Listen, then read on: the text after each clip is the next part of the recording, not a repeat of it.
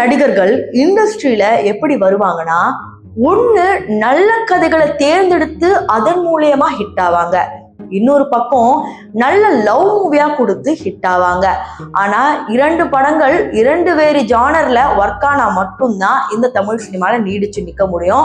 ஏன்னா தமிழ் சினிமா பாடல் முதல் ஆடல் வரை நடிக்கிற வரைக்கும் எல்லாத்தையும் நெப்போட்டிசம் கொஞ்சம் கொஞ்சமா உள்ள கொண்டுட்டு வராங்க. நெப்போட்டிசம் ஆக்டர்ஸ் என்னதான் நல்லா நடிச்சாலும் தமிழ் நடிகர்களுக்கு வாய்ப்பு கம்மியாயிட்டே வருது.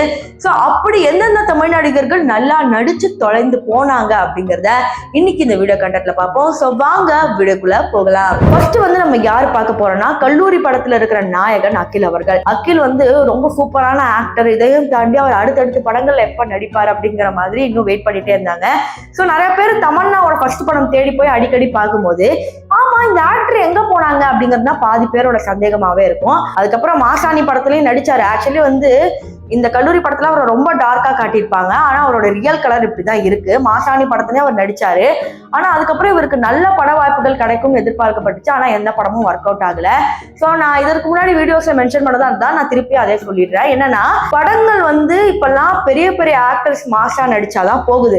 சின்ன சின்ன ஆக்டர்ஸ் எல்லாம் மாசா நடிச்சா போக மாட்டேங்குது. சின்ன சின்ன ஆக்டர்ஸ் எல்லாம் நல்ல திரைக்கதைகளை சூஸ் பண்ணா மட்டும்தான் ஹிட் ஆகுது. ஏதோ 1% 2% தான் ஹிட் ஆகுமே தவிர இவங்களுக்கு ஹிட் ஆகுது அப்படிங்கிற மாதிரி ஒரு கிரைட்டீரியா வந்தாச்சு. அதனாலதான் இப்ப சின்ன சின்ன நடிகர்கள் எல்லாமே நல்ல திரைக்கதைகளா தேர்ந்தெடுத்து நடிக்கணும் அப்படிங்கிற ஒரு சூழல்ல தள்ளப்படுகிறாங்க. அது வந்து ஒரு ஃபீல் குட் மூவியா இருக்கணும்னு பேசப்படுறாங்க. அதுல ஹரிஷ் கல்யாண், கவின் இந்த மாதிரி நிறைய பேரை நீங்க எடுத்துக்கலாம். அது போலவே அகில் அவர்கள் ஆரம்பத்துல நல்ல படங்கள் நடிச்சுட்டு வந்தாலும் அதன் பிறகு கொஞ்சம் ஆக்ஷன் பக்கம் போகலாம் அப்படின்னு போகும்போது அது சரிவதா ஏற்படுத்திருச்சு. இதுக்கப்புறம் அவர் எங்க இருக்காரு ஏது பண்றாருன்னு பார்த்தா ஒன்லி இன்ஸ்டாகிராம்ல போஸ்ட் தான் இருக்கு. அதுவும் எத்தனையோ வருஷத்துக்கு முன்னாடி. இப்ப அவர் பிசினஸ் பண்றாரா இல்ல அவர் என்ன பண்றாரு அப்படின்னு சரியா இன்ஃபர்மேஷன் எடுக்க முடியல. பட் சம்வாட் வந்து அவர் நல்லா தான் இருக்கிறாரு. அவரோட ஃபேமிலியோட பிரைவேட் லைஃபை லீட் பண்ணிட்டு இருக்காரு அப்படிங்கிற மாதிரி செய்திகள் வந்திருக்கு. அடுத்து ஆக்டர் ராமகிருஷ்ணன். இவரோட இந்த பாடலை யாராலுமே வந்து மறுக்க முடியாது. ஆனா இந்த பாடல்ல நடித்த அந்த நாயகன் இப்ப என்ன ஆனார்? கடைசியா லியோ படத்துல ஏதோ ஒரு கெஸ்ட் ரோல் வந்து நடிச்சிருப்பாரு. ஆனா அதுக்கப்புறம் லியோ 2 வருமானு கேட்டா அதெல்லாம் கிடையாது. அது அதோட முடிஞ்சு போச்சு. ஏன்னா விஜய் அவர்கள் அரசியல் வந்தனால நடிக்கிறதுக்கெல்லாம் வந்து டைம் கிடையாது. பட் இவருக்கு இதுக்கப்புறம் ஒரு நல்ல வழி கிடைக்கும். நிறைய படங்கள்ல அட்லீஸ்ட் ஒரு கெஸ்ட் ரோல், தம்பி ரோல் மாதிரியாவது நடிப்பாருன்னு பார்த்தா அதுக்கப்புறம் உங்களுக்கு படங்கள் கைக்கூடி வரல. இதற்கு முக்கியமான ரீசன் என்னன்னு கேட்டீங்கன்னா, இவரும் பல படங்கள் எல்லாம் இந்த கோபிச்செட்டிப்பாளையம் மற்றும் பல படங்கள்ல ரொம்ப ரகடா, அல்கஹாலிக்கா, ரொம்ப பிளே பாய் மாதிரி நடிச்சனால நடிகர் மேல எப்படி சொல்றது, ஒரு மக்களுக்கு ஒரு வெறுப்பு தன்மை வந்துகிட்டே இருக்கும். என்ன இந்த பையன் சும்மா சும்மா பாரு குடிக்கிற மாதிரியே ஒரு மாதிரியே டான்ஸ் ஆடுறான் அப்படிங்கிற மாதிரியே ஒரு எண்ணங்கள் வந்தனால இவரை வந்து செலிப்ரேட் பண்ண தவிர்த்துட்டாங்களோ மறந்துட்டாங்களோ அப்படிங்கிற மாதிரி தான் இண்டஸ்ட்ரியில பேசுறாங்க. அடுத்து வந்து நம்ம பார்க்க போறது அங்காடி தெருவோட ஹீரோ மகேஷ் அவர்கள். ஆரம்பத்திலே ஒரு படத்தை நடிக்கும் போது இந்த பையன் எங்கேயோ போயிடுவாங்க. ஏன்னா அஞ்சலிக்கு வந்து ஒரு பெரிய திருப்பு முனை. அஞ்சலியோட பேர் வந்து தமிழ்நாட்டுல மட்டும் ஒழிக்கல, ஆந்திரா வரைக்கும் ஒழிச்சு அவங்க அங்க வரைக்கும் போய் நடிச்சாங்க. ஆனா அது இவருக்கு மகேஷ்க்கு நடந்ததா கேட்டீங்கன்னா கிடையாது. மகேஷ் அவர்களுக்கு பல படங்கள் கைகூடி வந்தாலும் ஏதோ ஒரு மாடரேட் ஹிட் தான் இருந்துச்சே தவிர நல்ல திரைக்கதைகளை சூஸ் பண்ண அவர் வந்து கொஞ்சம் மிஸ் பண்ணிட்டாரோ அப்படிங்கிற மாதிரி தான் தோணுது. ஏன்னா அங்காடி தெரு அவருக்கு ஒரு பெரிய ஒரு மேசிவ் ஹிட்டா இருந்தாலும் அதுக்கப்புறம் அவர் நடிச்ச படங்கள் எதுவும் பெருசா இல்லை.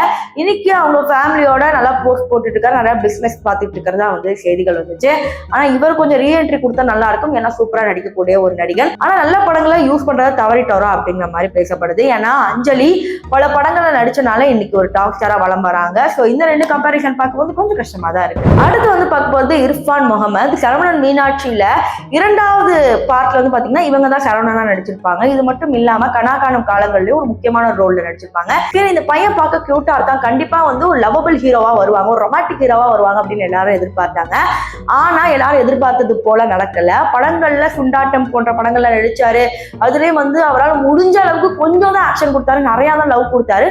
பட் ஸ்டில் வந்து அவரை சீரியல்ல தான் வந்து பார்த்து ஒர்க் அவுட் ஆச்சே தவிர படங்கள்ல பெருசா வந்து கொடுக்கப்படல. அதனால இவருக்கு பட வாய்ப்புகளும் வந்து இழக்க ஆரம்பிச்சது. அதுக்கப்புறம் ஒரு ஷோ பண்ற அப்படி இப்படின்னு அங்கங்க போனாரு.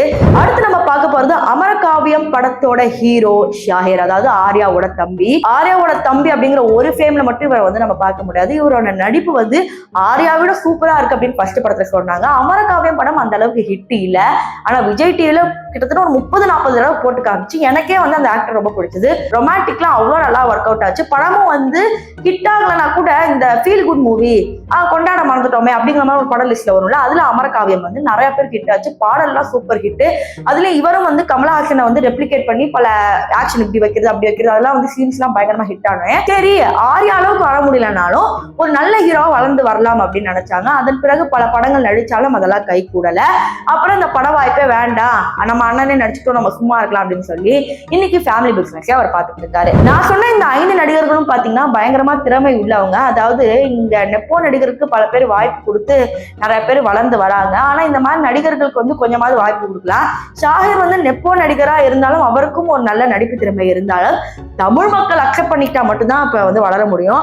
ஆனா இப்ப அந்த கதையெல்லாம் கிடையாது. நீங்க அக்செப்ட் பண்றீங்களோ இல்லையோ, இவன் தான் நடிகை அப்படின்னு சொன்னா நீங்க பார்த்தாகணும் அப்படிங்கிற மாதிரி தான் கிரைட்டீரியால கொண்டு வந்துட்டாங்க. ஸோ இதை பத்தி நீங்க என்ன நினைக்கிறீங்க அப்படிங்கறத மறக்காம கமெண்ட் செக்ஷன்ல சொல்லிட்டு இந்த மாதிரி பல கண்டென்ட் தமிழை சப்ஸ்கிரைப் பண்ணிக்கோங்க.